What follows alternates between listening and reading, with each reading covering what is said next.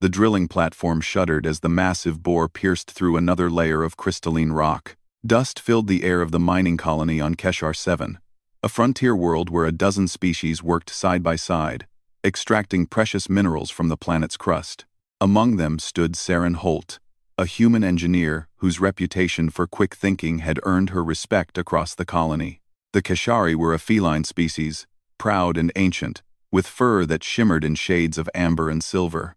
They had joined the Galactic Union centuries before humanity had even discovered faster-than-light travel. Their young, called cubs, were precious to them, each birth carefully planned, each child treasured beyond measure. The Keshari had learned long ago that survival required caution, that recklessness led only to extinction. Rin was barely 6 cycles old, small even for a cub, with oversized ears that twitched at every sound. She had followed her parent to the drilling site that morning, curious about the machines that sang their metallic songs deep in the planet's belly. No one had noticed when she slipped past the safety barriers, drawn by the hypnotic rhythm of the hydraulic press that shaped raw ore into transport blocks. Saren was checking pressure readings when she heard a tiny, terrified mewl barely audible over the machinery. Her head snapped up, and her blood turned to ice. Rin stood frozen between 2 massive drill blades, her small body trembling as the automated sequence continued its relentless countdown. The blades were designed to cut through solid rock. They would meet in exactly 8 seconds. Every other species on that platform would have calculated the risk. The Keshari would have mourned, but accepted the loss as fate's cruel hand. The Varanthi would have initiated emergency protocols that would take 12 seconds to execute. The Zilnari would have frozen in their crystalline bodies, unable to process the required speed of response. But Saren was human. She didn't think. Thinking would have told her it was impossible to cross 15 meters in 8 seconds. Thinking would have reminded her that her fragile human body couldn't withstand the force of those blades. Thinking would have calculated survival odds and found them wanting. Instead, she ran. Her boots hammered against the metal grating, each step a thunderclap of defiance against the mathematics of death. 5 seconds. She vaulted over a supply crate, her momentum carrying her forward even as her mind screamed warnings she refused to hear. 3 seconds. She could see Rin's eyes now, wide and golden, reflecting the spinning blades that descended from above and rose from below. 2 seconds. Saren's hand closed around Rin's small body, and she threw the cub backward with every ounce of strength she possessed. The cub sailed through the air, away from the blades, away from death. In that same moment, Saren planted her feet and raised her arms, placing herself directly in the path of machinery designed to pulverize stone. The blades met flesh, but they didn't cut through. Saren's neural interface, standard issue for all human engineers, had connected to the platform's mainframe the instant she entered the danger zone. Her augmented reflexes, enhanced by generations of human innovation, had sent an emergency override command faster than conscious thought. The blades stopped centimeters from her skin, caught in a magnetic lock that screamed in protest at the sudden cessation of motion. The platform fell silent.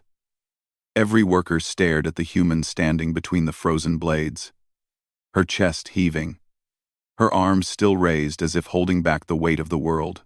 Rin's parent, Thessar, rushed forward and gathered the cub into trembling arms. The Keshari elder looked at Saren with eyes that held something between awe and incomprehension. "You could have died," Thessar whispered, the translator struggling to convey the depth of emotion in the words. Saren lowered her arms slowly, her body shaking with adrenaline. "Maybe," she said simply, but she wouldn't have. The story spread through the colony within hours, then across the sector, then throughout the Galactic Union.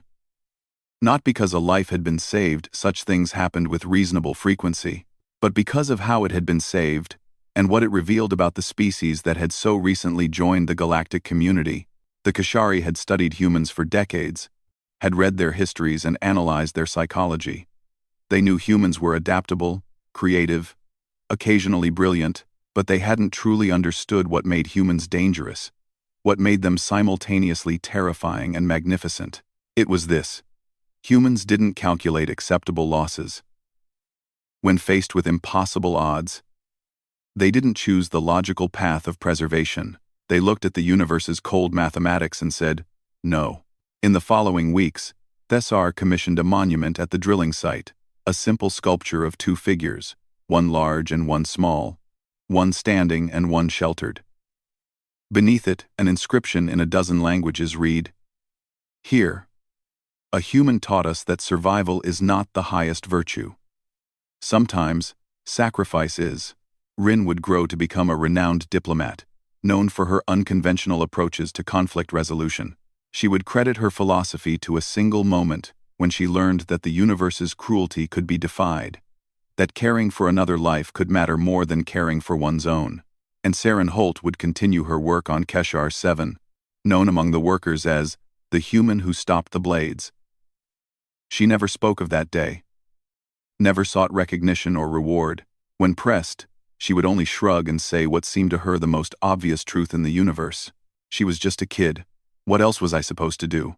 That, more than any weapon or technology, was what made humanity formidable. Not that they could kill with great efficiency, but that they would die with even greater conviction. Not that they were fearless, but that they acted despite their fear. Not that they were stronger than other species, but that they refused to accept that strength was what mattered most. The galaxy would learn this lesson again and again in the centuries to come. But it began with a cub, a blade, and a human who stepped between them without hesitation. Because that's what humans did.